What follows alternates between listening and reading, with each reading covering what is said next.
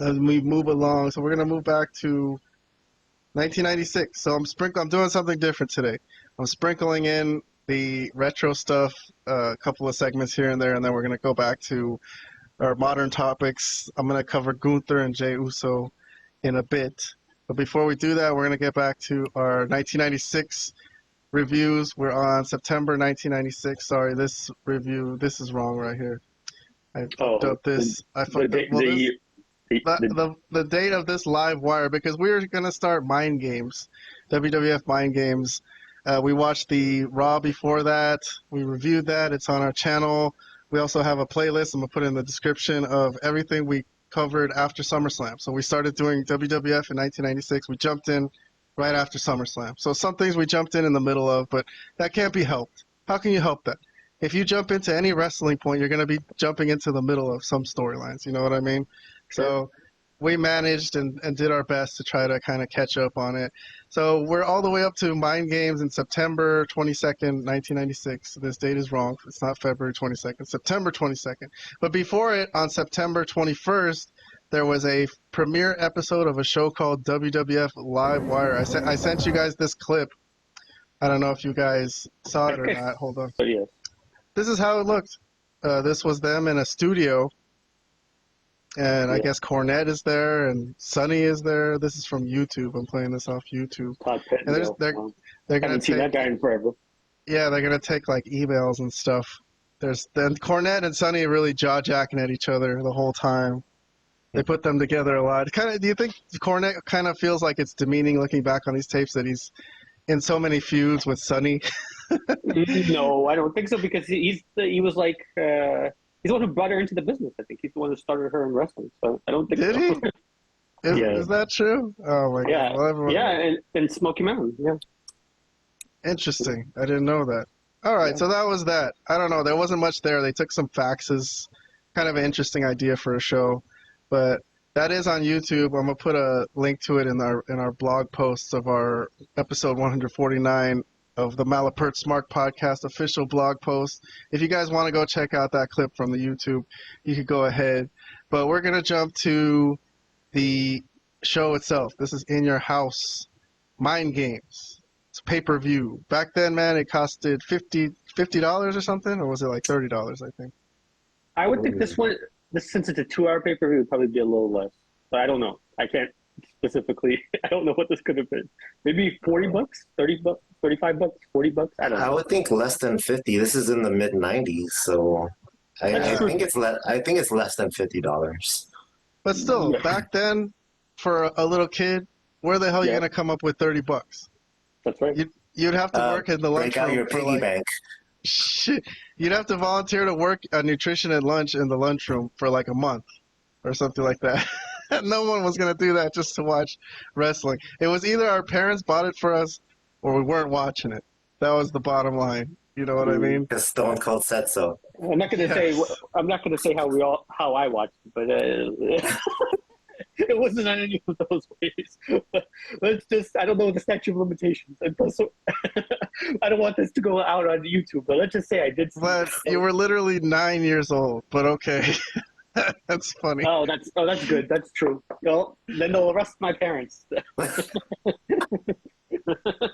All right, so we have a blog post where we have reviewed this show already, this pay-per-view, but I'm going to go through the angles and the storylines in order and get our reviews from it and play some clips and places. I might play some promos, the videos of the matches. I'm probably not going to play the matches. But let's start with the first angle of the show.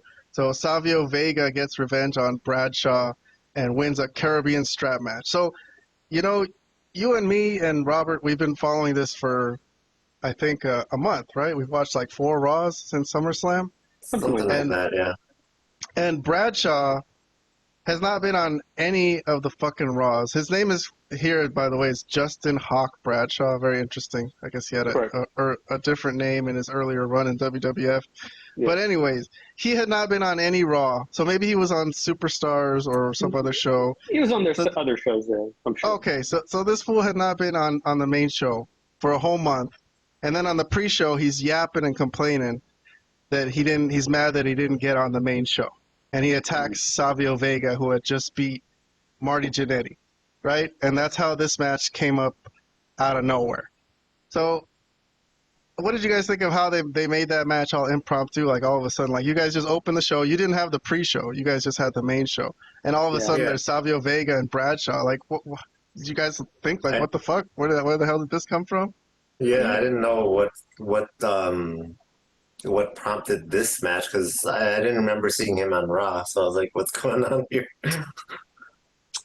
Yeah, but there were plenty of times in wrestling history where they would have matches in pay-per-view, even pay-per-views that like opening matches or even second or third matches on the card that I didn't know what the heck was going on in these. Like, why are these people feuding? Because maybe it happened on WCW Saturday Night, or I don't know what the hell WWF secondary show was.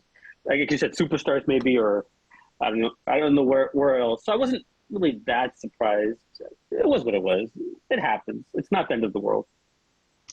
Well, okay, that's fine. It happens. But Bradshaw had not been on Raw the whole time, and now they're squeezing him into a pay-per-view opening match.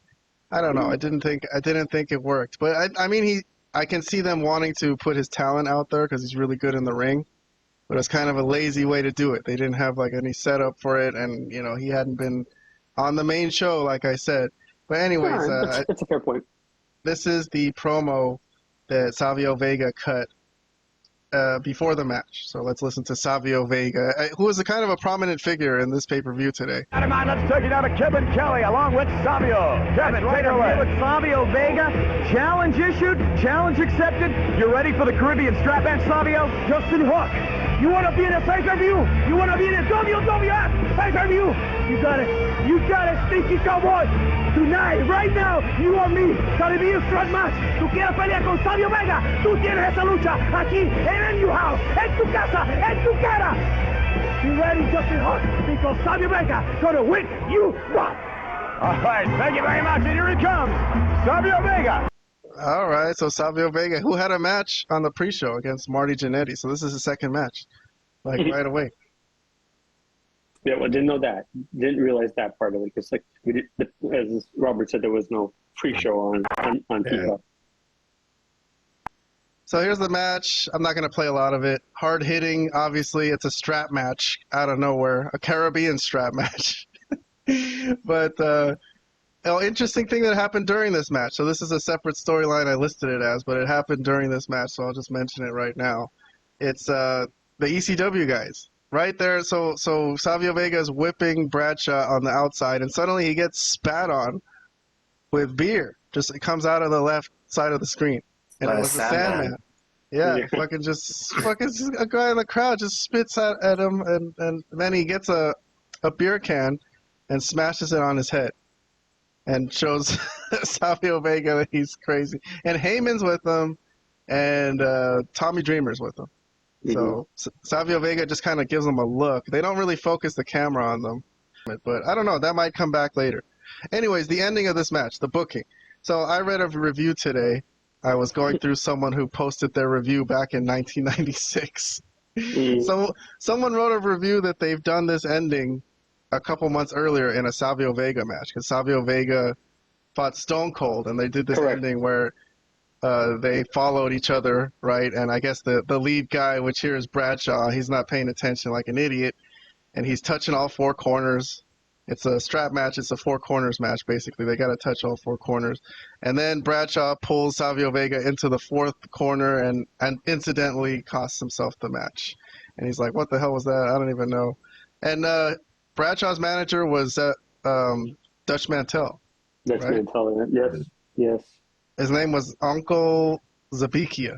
Oh, Lord. I don't know. He didn't do anything.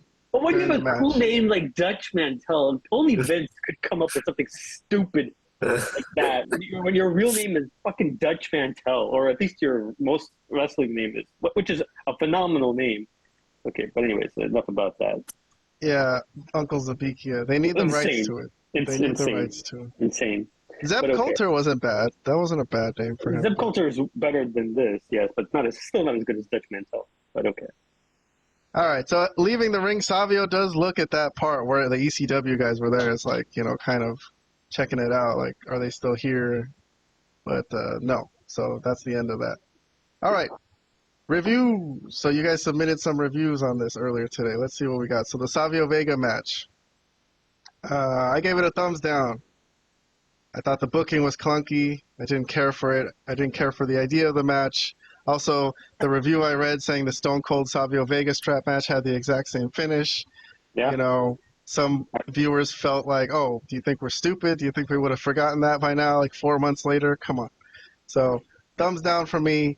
Indifference from Vlad. Indifferent from Robert. So, no thumbs down, but not really a good rating either. And then for the ECW stuff, before I get comments from you guys. So, the ECW guys making noise from the stands. What do we got for this one? I gave this one 2 thumbs up. Because for what everyone says about, Vince would have never done the stuff that Triple H is doing now with TNA and the Indies. Vince did work with ECW, right? Yes. And NWA too. So I don't. Oh, you mean right? Yeah, but that was because the bastardized version of NWA. Yeah, it wasn't the whatever. actual NWA at that point. Yeah. My point is, I like that the ECW guys showed up out of nowhere. Sandman just spitting on him, a beer and breaking a beer can in his head. Hell yeah, 2 thumbs up for me. I like this a lot. Vlad, thumbs up. Robert, thumbs up. Okay, so let me get some comments from. I guess I'll start with Robert. So this whole first segment, there was 2 things: the match, the Savio Vega match, and then the ECW guys from the stands. Anything you want to comment out of any of that? The floor is yours. Okay, I'll just keep it brief. I didn't really care much for the match. I didn't even know why it happened to begin with. The only thing interesting to me that happened during the match was the ECW attack. But but the commentators did mention that they're in Philadelphia, so it did make sense that they would be there. But otherwise, nothing else of note for this match. Vlad, you got any comments on all this? Yeah, basically what Robert said. I mean, the match was very mediocre, nothing really interesting about it. The Savio Vega Austin match from 4 months previous, I guess it was a lot better, just from my memory. I obviously, haven't seen that in a while, in many, many years, but I do remember it being pretty good. This was not as good as that, for sure. The ECW thing, obviously it's cool. I mean, we know the history of ECW. They were in Philadelphia. And WWF has always had a good working relationship with ECW. I mean, even they'll come up again as in the next couple of months. I'm sure. I think there's something in 1997 where they're there on Raw or something like that. But this was cool. I mean, obviously we all know Tommy, we know Paul, we know the Sandman, we know these characters quite well. They were pretty interesting characters when ECW was going strong and being their disruptive selves. But yeah, cool to see. All right, cool. Let's move on from that then. Let's see what topics I got next on the heading. I'll stick with Mind Games. Okay, topic number 4 for the day. Diesel and Razor. So we've been following this story as well. So this is storyline number 3 on our blog post. Diesel and Razor strike. They're seen in the hallways attacking Savio Vega. So let me play, a clip from this. Let me pull something up before I get some reviews and some comments from y'all. Let me see, what do we got? Vlad, help me with this. So, I help you, yes. JR was promising that Diesel and Razor will return. And everyone's like, this is ridiculous. They're on WCW. So there was a big argument about this with Gorilla Monsoon on the Raw before this. And now, here they are in the hallways. This was a very quick scene. They did it like just a flash. But I'm slow motioning the shit out of this. Mm-hmm. But it's Diesel and Razor in their old costumes, WWF costume gear, whatever you want to call it. And they're stomping out Savio Vega, who has just had a match, right? Savio Vega just had a match with Bradshaw. 2 matches on the night. This guy's working hard today. So here he is. And the camera follows Diesel and Razor, but the door closes, and then the door's locked. So they try to open the door. But They can't do it. They can't catch up on it. And Savio Vega's just there. And then when they cut back to commentary, Vince was talking to JR because Vince McMahon, I forgot to mention the commentary team. Here are the announcers today. I don't know why the fuck Mr. Perfect is there announcing, but whatever. It was Vince, JR, and Mr. Perfect. And then Vince was saying, yeah, JR, I doubted you, but I shouldn't have doubted you. I thought it was a ratings ploy, but I guess. And JR's like, you see, I told you so. So anyways, that big mess is going on. We've talked about this for a couple weeks. We've been reviewing their build-up to whatever they got going on here, the fake Diesel and the fake Razor that we know is coming. But for this segment, this is pretty surprising that they actually brought someone who looked like them. You know, I mean, some people must have been talking like, what the hell's going on? But as for our ratings for this segment, let's see, I'm at a thumbs up. I like this one today. Vlad gave it a half thumbs up, Robert, nothing. So Robert sees backstage beatdowns all the time, and he knows it's not them. He ain't fooled. So he's okay.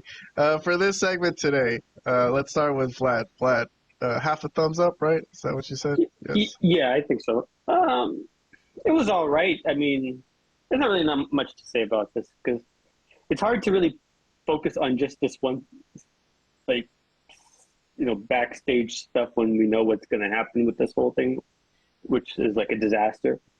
And the fact that it came from Vince, well, I thought it was a ratings ploy. Well, it's a ratings ploy from you, Vince. It's pretty hilarious that he has the gumption to say that, you know, knowing that it is a complete ratings ploy that he's trying to, you know, basically use, you know, Scott Hall and Kevin Nash's names or their WWF names to, I don't know, trick viewers into seeing what the hell this whole thing is. But he should have realized once people did see who this was or what this was, that they would have been completely turned off. You know, like, this was not going to work. Something that, not with what's going on in the other company. But anyways, it was what it was. It was okay as a segment. But come on, man.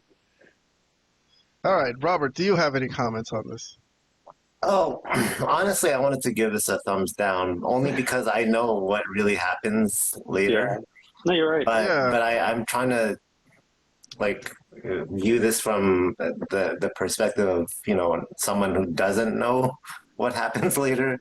Yeah. This was really nothing for me. Like the camera wasn't close enough to them to really be able to tell or I get an idea that that's really Diesel and Razor Ramon. So it was just whatever. Yeah, I've been thinking about how I'm going to review these old segments as well.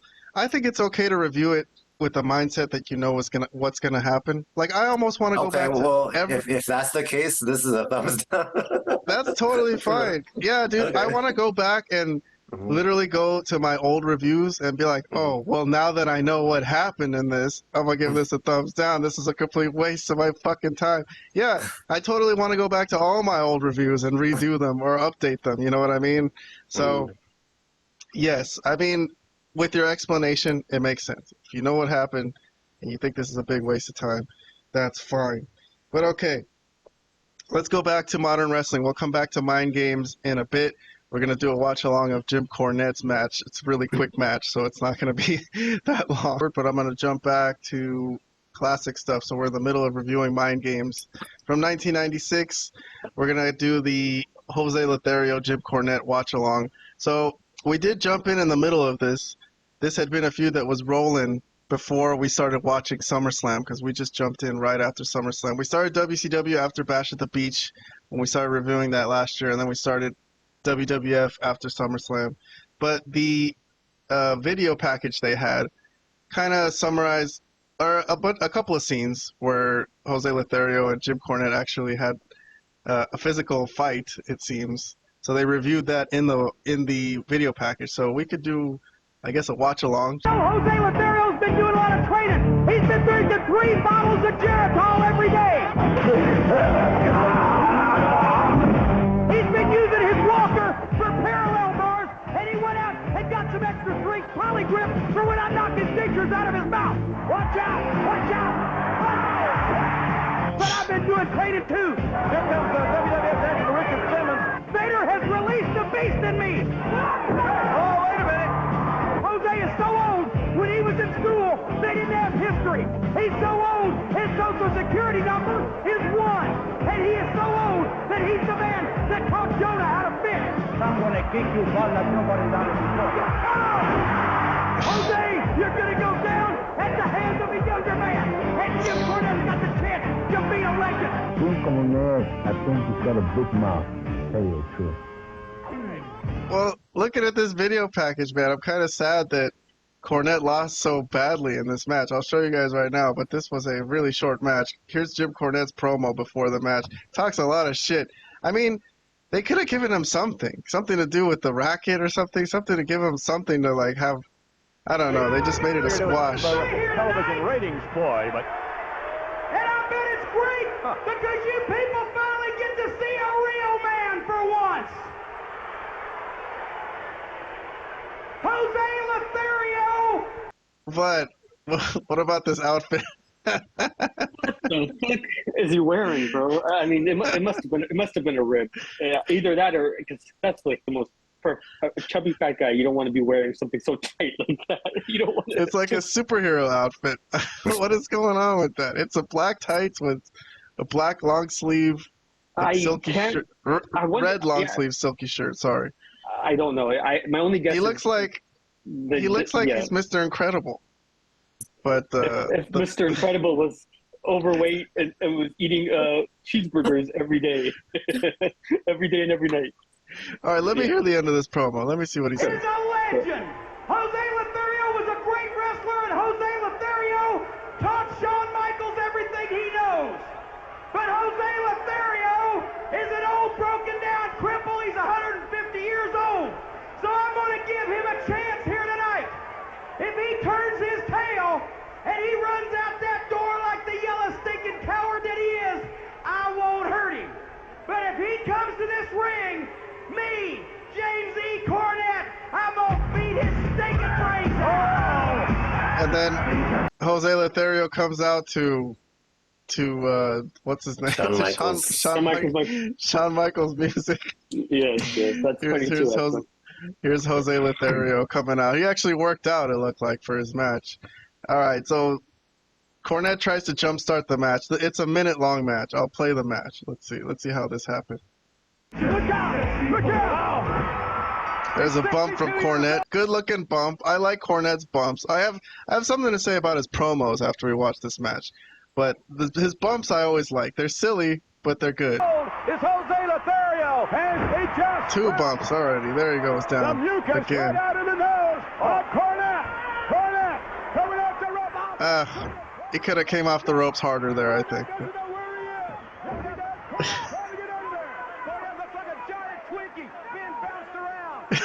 He looks like a giant Twinkie. Cornette, look at him. James E. Cornette has yet to mount an offense. Look at Cornette. He looks like the Michelin fireman. And Jose Lothario, 62 years old. They call him Super Sock. Jose, oh, forget about it. Socked him in the face. That was it. I think that's it. Is that it? Oh, he's going to put one more move on him. 2 punches. Oh my God. That was nasty. Alright, that's the end of the match. That's the end of our watch along. Let's bring back the TV. Let's see. Number 4. That's all I got on that. Let's see what the reviews are on this. Jim Cornette cuts a promo on Jose Lothario before the match, and Jose Lothario defeats Jim Cornette. I gave it 2 thumbs up. That's because Cornette's he's good at taking bumps, you know, it's kind of fun to see. But overall, it's kind of sad that he lost so freaking easily. I thought they could have done more with this match. Thumbs up from Vlad. Robert, a half thumbs up. So half a point on the Malapert Smark rating system. Who has comments on this watch along before we move along? Because there's more Jim Cornette on this show. But this is a feud that we've followed since we started watching WWF in this era. So I'll start with Vlad. Vlad, you got any comments on the match?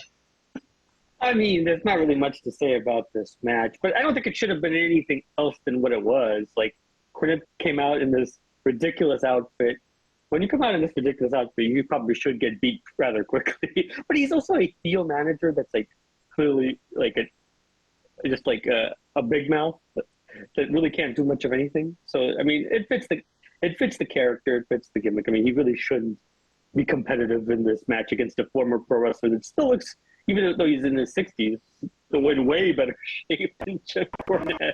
So I thought it was fine, honestly. Robert, do you have any comments on this? Is that the first Cornette match you've ever seen? I think I've seen this before. I've watched Mind Games before, so I've seen this much at least. I don't remember the other matches, but yeah, this wasn't great. I gave it half a thumbs up because the match was very short. Thank goodness. That's right. They kept it brief. The promo was longer than the match. Yeah, that's true. All right, well, let me jump to our next storyline then. So, but wait, you said you wanted to say something about Cornette's promos or something? No, you didn't. Yeah, I mean, he's very good at reciting what he wants to say. Oh, yeah, I think he kind of talks too fast sometimes. And I thought of this because I remember seeing Cornette as a kid too, and he never really registered with me like some of the other superstars did. Because I think I just listened to him and it just sounded like he was talking a mile a minute, and I didn't really know what he was saying. You know what I mean? So maybe he could have like slowed down and tried to accentuate certain things he was saying. He kind of speaks in this like monotone speed of just full speed fast all the time. From what I've seen in these wrestling promos, he's different on his podcast. Oh yeah, you know what I mean? Of course. But that's all I got to say about the promos. That's it. They're not bad, but I just think he talks too fast sometimes. But I'm gonna move on to storyline number 5 on this Mind Games before we're going to jump to AEW and talk about Hangman Page and MJF for a bit. But after this, so Stone Cold continues his quest for a match with Bret the Hitman Hart, cuts a promo in Bret Hart's absence. All right, so this is another storyline we have been following that Bret was supposed to be there. Brian Pillman comes out and he cuts a promo. I'm not going to play the promo just because we don't have time, but they do show a replay of Bret saying that Pillman is a liar, that he is not intending on showing up to Mind Games the way Pillman promised. So out comes Pillman. Still, even though there's no Bret, they still let him cut a promo. He cut a promo on Philadelphia. What did he say? That it was the center of, I don't remember what he said, but, beaten girlfriends and everyone's on welfare. And something like that. Yeah. Okay. So he ran down Philadelphia, and then he called out Owen Hart. Owen Hart, I'm also not going to play his promo. He was talking about how, Bret, we don't know what's going on. You know, I thought we made up. I don't know what is this 180 you've pulled.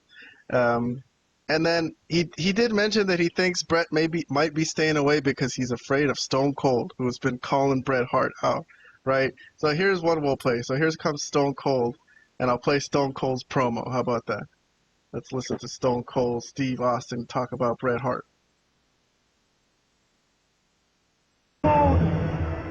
You've heard our thoughts on this. Why do you think Bret's not here? The whole world knew that Bret Hart wasn't going to show up. Stone Cold sure as hell knew that. The bottom line is, when Stone Cold's in the house, Bret Hart is at his house because he's scared of Stone Cold, and that's the bottom line. As soon as I rolled into the WWF, Bret Hart, you packed your bags and took your carcass back to Canada. Are you trying to say Bret Hart's a chicken? Bret Hart doesn't even qualify as being a chicken. He's the slimy substance that runs out of the south end of a chicken. Let me make myself clear. If you put the letter S in front of Hitman, you've had my exact all right, I don't think we Hart. have to go there. I don't think we have to go there at all. Vince is like, don't even say that. He didn't even say the word, but he's like, don't even say that. You're gonna get us banned off of pay-per-view. Bret, you and me are alike in a lot Called Bret the shit man. He's a shit man. of ways. You say you're the excellence of execution. I live it every day of my life. The problem with you is you always cared what these people thought. Stone Cold never gave a rat's ass about anybody.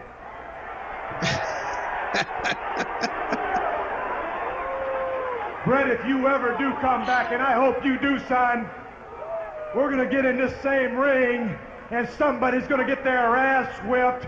And Austin 316 says it's going to be your ass, and that's the bottom line, because Stone Cold said so. Oh, there you go. All right. That's not bad. That's probably the best Stone Cold promo I've heard yet on our 1996 journey here. Yeah. But let me see what some reviews. Let's see. I gave it 2 thumbs up. I gave it the best review out of the 3 of us. Vlad, a thumbs up. Robert, a thumbs up. I'll start with Robert on this one. What did you think of this segment? Really good. Great promo by Stone Cold. And this is starting to build up the feud that eventually culminates. I think it culminates in WrestleMania next year. Right? If I remember correctly, it's the next year's WrestleMania. So yeah, Yes. this is the build up for that, which is an incredible match. So yeah, I liked it. But they actually have a match before that as well. They're Yeah. That's right. At Survivor Series. But yeah, Mhm. but yes, that's right. Really? I never knew that. All right, that's coming up. Interesting. Yeah. All right, I'm excited for that. But when Stone Cold's in the house, Bret Hart is not. Okay, so Vlad, did you have any comments on this too? No, I mean, it's kind of what Robert said. This was a very good Stone Cold promo. I love Pillman's, as Stone Cold was talking, they're actually quite hilarious. And he's like, whoa, oh, that's a shot, that type of deal. I thought those were great. Yeah, good promo. Obviously, you're right. It's the best one we've seen him cut since we actually started watching and considering what becomes of the characters. Since he becomes a legendary figure in wrestling, it's kind of cool. There were some He did decent that. lines in this one. Still not his best stuff, but there was some good stuff. No, not at all. But yeah, definitely the beginning of something. You could tell that he has it in him. It's just, the S before Hitman line was pretty good. That was a good line. Let's move back to let me see what's the next topic I got. All right, we're going back to Mind Games. Okay, let's go back to 1996. Let's get out of AEW land, and we're gonna go back to Jim Cornette. So Jim Cornette just got his ass beat, and Vlad, I really want to know what you think of this storyline. But hold on one second. I honestly don't remember much about it, but okay, yeah, ask me about it. It's fine. Well, this storyline starts off with Cornette's in the back. He's unconscious. Yeah. Okay. Hold on one second. Hold on. Let me pull up some images of this and show the peoples what happened, because we're talking about how ridiculous AEW is. We should talk about how ridiculous WWF and everything could have been back in the days as well. But all right, I'm pulling this up. I'm pulling this clip up. Sorry, guys. I'm jumping around all over the place. So Cornette, let's do this in watch-along mode. Cornette is in the trainer's room, and he's delirious, and Clarence Mason is just going to make him sign something. And he's I think he just told him it's one thing, but really it's the contracts of his guys, the British Bulldog and Owen Hart. So here's how. Vince, I'm here in the first aid room. Obviously, you can see James E. Cornette is being attended to by the ring physician. It doesn't look like he's in any condition to accompany his team to the ring right now. Thank you very much. No, he's in no condition at all in there with Clarence Mason by his side. I wonder who Mr. Cornette's going to sue now. All right, here we go, ladies and gentlemen. Tag team action. So he fast talked him. Okay, did you see that, Vlad? I guess he was just telling him, yeah, sign this thing. Don't worry about it. Just sign it. It's all good.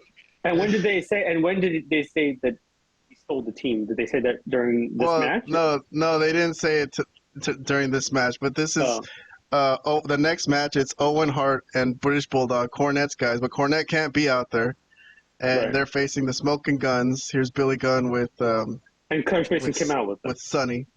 Well, Clarence Mason does come out with them. Before that, I'll mention that the British Bulldog and Owen desecrated Sonny's banner, so they tagged all over it.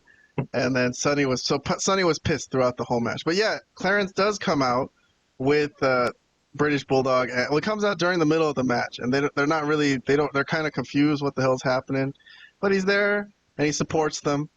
And this was the finish to the match. So let's talk about the finish real quick. So I think Bart Gunn gets pushed into Billy Gunn. So Billy Gunn kind of gets mad because he thinks Bart Gunn hit him. So kind of like an idiot, he pushes him back, and then that leads to the British Bulldog's finishing move, which I guess is like a running power slam. Power slam, yeah. There you go. So that's how that match ended. So new tag team champions. And Sunny's pissed off. Actually, she's so pissed off, side story on this, that she actually berates her team and then leaves them. Yes. So this is the end of the Smoking Guns and Sunny. And there's Billy Gunn chasing after that tail. Yes. Okay. Yes, chasing after some tail. That's Yeah. Yeah, well, yeah, he was sad to see that tail walking away. But anyway, so Cornette, though. Makes sense. Oh, wait, hold on, though. I forgot to finish the rest of this. There's more to this later on in the show. You're right. So when did the audience find out that Cornette got swindled in this? So there's an interview later with Owen Hart and the British Bulldog, and they're like, what's going on? Why was Clarence out there? And Owen's like, well, we don't know why he was out there, but you know what? He helped us out. So, that's good. His presence out there was good for us. And that's when Clarence comes out and tells him, yeah, I kind of tried to make Cornette sign one thing, but I made a mistake and handed him the wrong paper. So he's not really admitting that he swindled him out of it. But anyways, they made Jim Cornette look kind of stupid there, man. Sure. Let's get some reviews from you guys. So storyline number 6 on our review. I gave it 2 thumbs up. I like silly wrestling. To me, that's really silly and dumb, but still, that's right up my alley. Vlad, a thumbs up. Robert, a half thumbs up. So Robert liked it least out of all of us. So I guess I'll get comments from Vlad first. You go ahead, and then I'll see what Robert thought about this whole thing. New tag team champions. I may have been lenient. I think, honestly, probably was a half thumbs up, honestly. I think Robert's on the right track. But I liked a lot of the people involved. Owen and Bulldog and the stuff with Cornette was kind of funny, but yes, obviously dumb as well, But, it was a solid match, nothing special about the tag match. It was, seemingly the end of the Smoking Guns as a team, because I really don't remember what happens with them. I don't remember them a lot in the year 1997. So I don't know what happens with them. That's probably it. I think so too. I think that's probably it.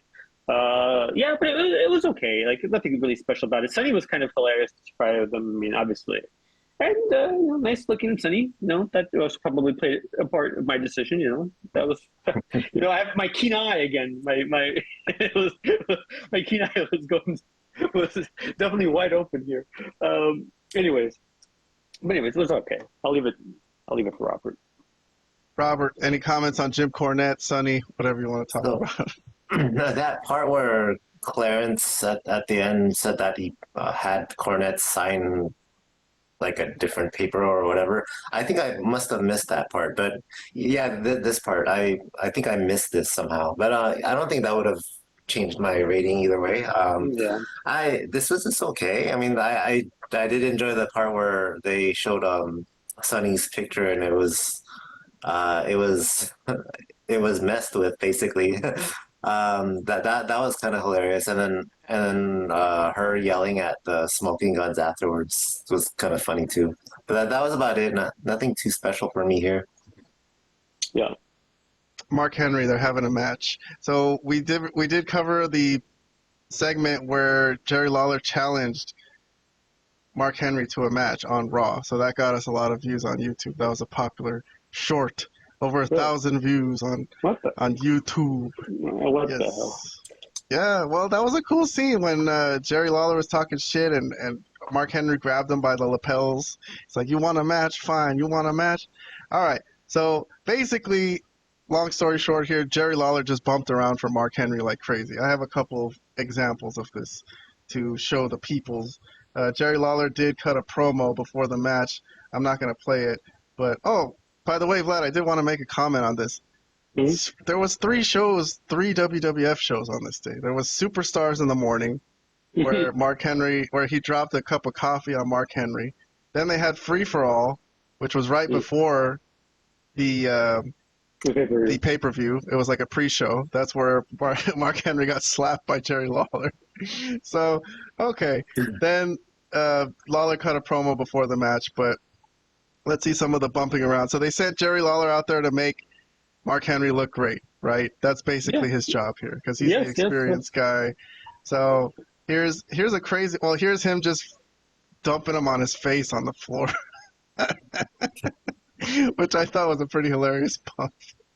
Here's him throwing him around. Man, Jerry Lawler's not a small guy, but this is him trying to shoulder bump him, but dropping off onto the floor himself. Doesn't move Mark Henry at all. This is a wicked bump. This is the craziest one I saw.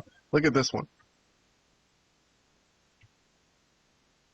Oh, yeah. What the hell? It's Jerry Lawler just getting thrown through the middle of the rope and just falling onto the floor. Like, what the hell, dude? That's I don't think that was intentional. I mean, I don't think that was the intent of the spot. Most likely, I think that probably was just a slight botch.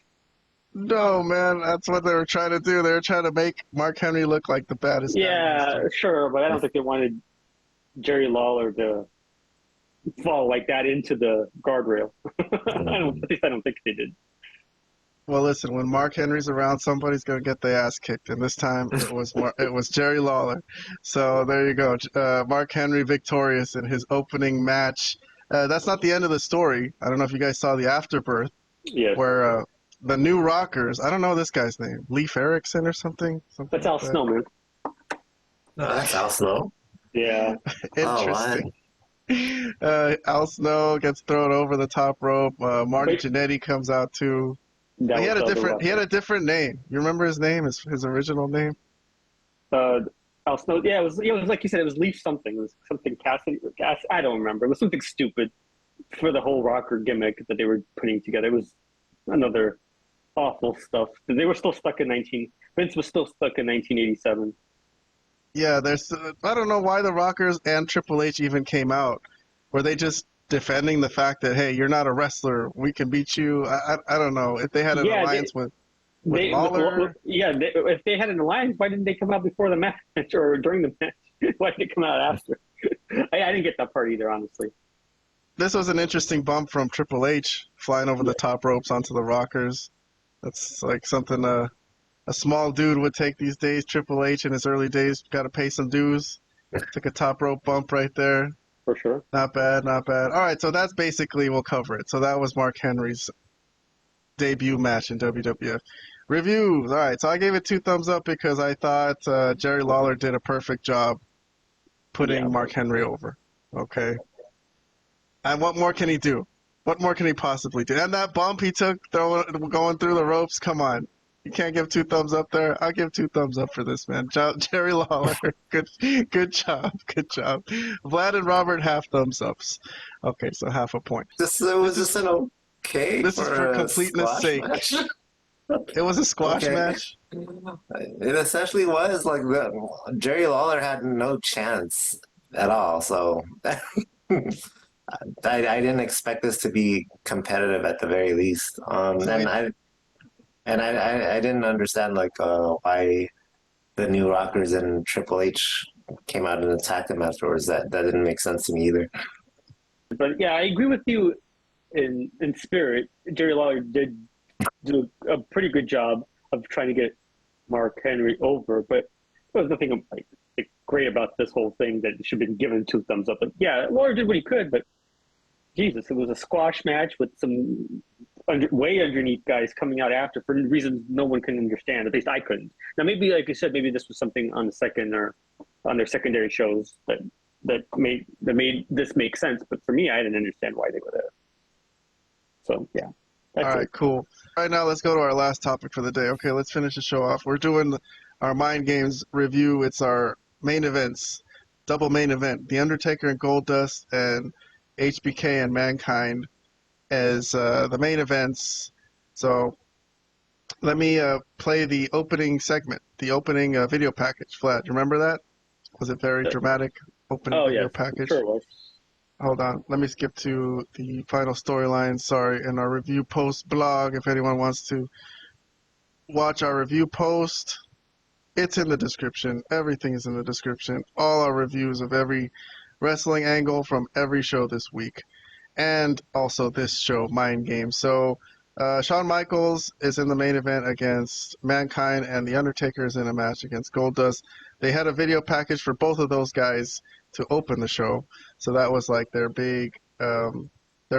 I think it was basically like the last hour of the show, right? The last half of the show was these two matches. I'm not going to play a lot of it, but I do want to play the opening video, and let's get your view on how cheesy dramatic this was. Okay.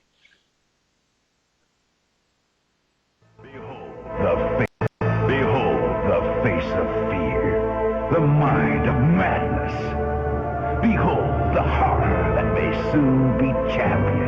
I am afraid of what I might do, but I no longer have control of my mind. Nice video effects. This man can stop the insanity. Pray for this man. Pray for him. Pray for Shawn Michaels. In the theater of the mind, the stage can be treacherous. These performers are enigmas. One is ethereal, the other bizarre. One wears the mask of deception. He exposes the hidden fears imprisoned within his opponent. Battered egos are his plaything. But this man fears no one.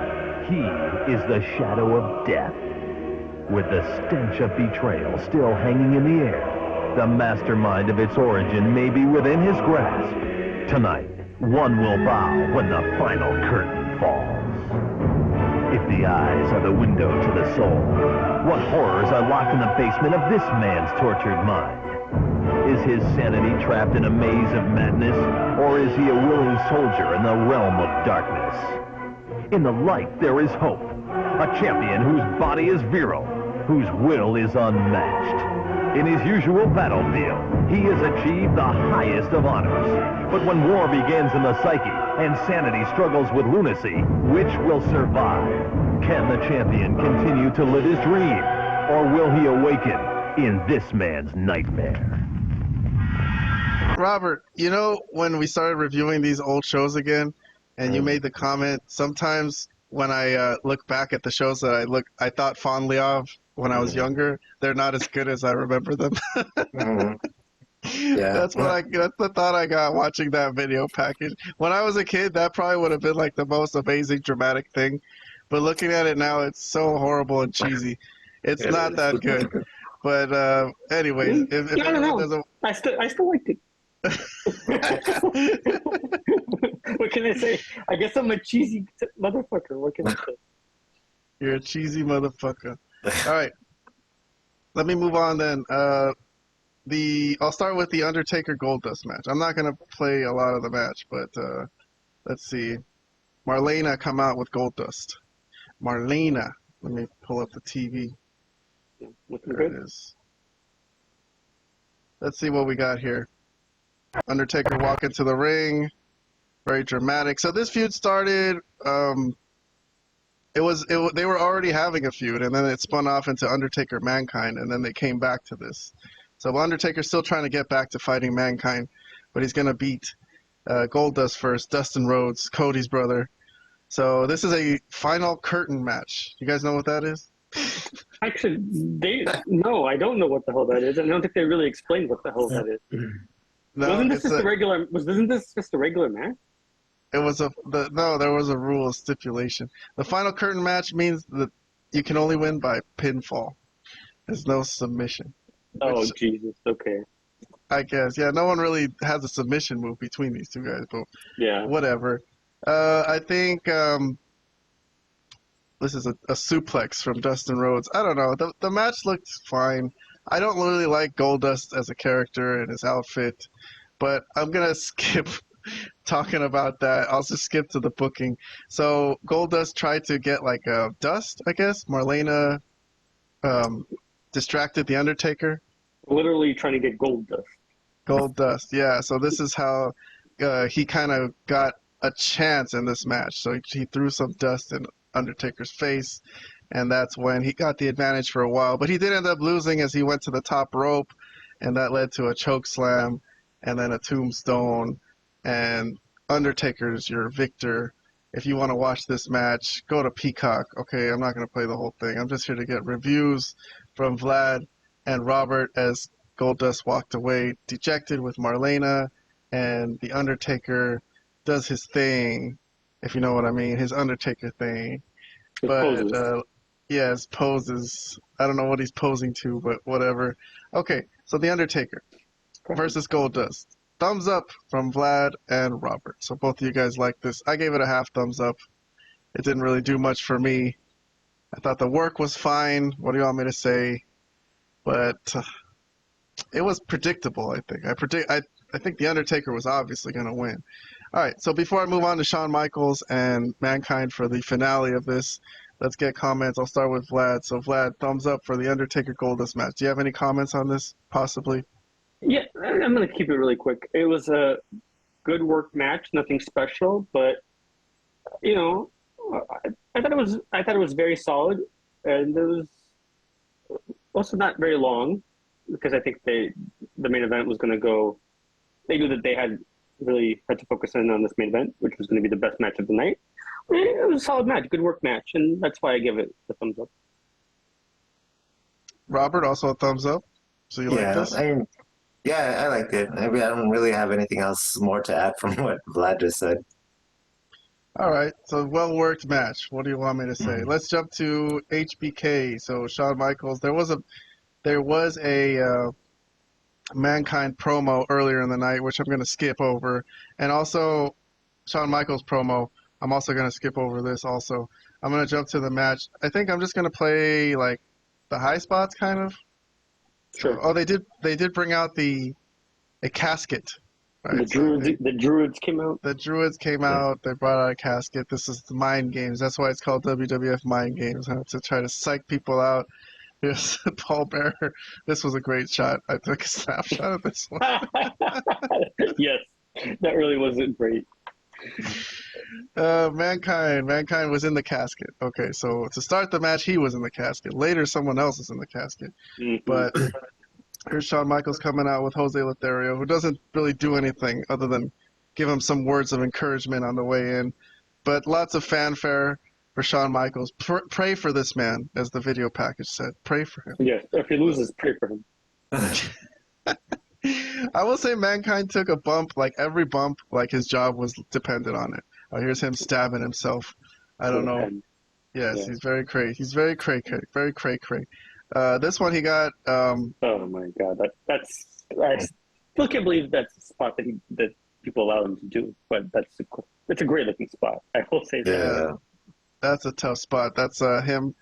He's literally is choking himself. That's how he lost his ear in reality. If you followed him, Mick Foley's history. Yeah. But the fact that he still does that after he lost his ear is crazy. He's nuts.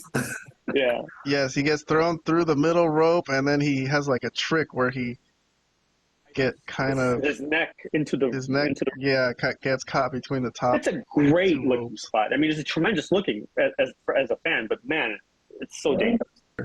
Here's JR. JR took a bump. As Mankind get flung into the guardrail near JR, and JR falls on his ass. I thought that was that JR? I thought it was one of the Mexican broadcasters. So yeah, that's so too. No, that looks like JR. Let me see. Let's put it in slow motion. I don't think so. The Mexicans are over here on this side. No, because and that's the guy that fell on that side. Oh, you're right. Okay, it's not JR. All right, fine. Still funny. Let me see. Is this the table spot? Yeah. Yes, that's them going through a table. Lots of crazy spots. Shawn Michaels actually cut a promo before the match that was interesting, with him saying that he was a little fearful of this match. But here's a super kick to Mankind, which he also takes a good bump off this one. He's really perfect at selling. Mankind is. He registers everything. But this was the end of the match, so Vader comes in, and then the ref has to ring the bell. So this great match, Vlad, that you loved gets ruined with a DQ finish, which I guess I'll get your thoughts on that afterwards. But Shawn Michaels knocks Vader out of the ring. This is post-match now. This is afterbirth. Paul Bearer nails HBK on the head, and that gives Sid comes out. So Sid and Vader which also we've been watching all this. We haven't really seen anything about them two fighting, so that was random as fuck. But I do have a comment about that also. Afterward, because these two end up having a dark match to close the show. Yeah, like it wasn't on the pay-per-view, but after this match, they had a match, Sid versus Vader.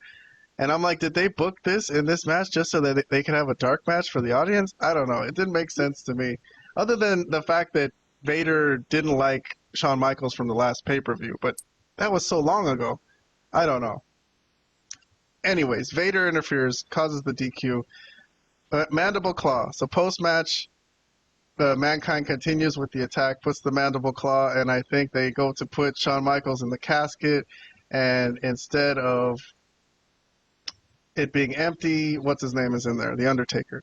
So Funky seeing the Undertaker come in to help Shawn Michaels because Paul Bear again was hilarious. Yeah, Paul Bear.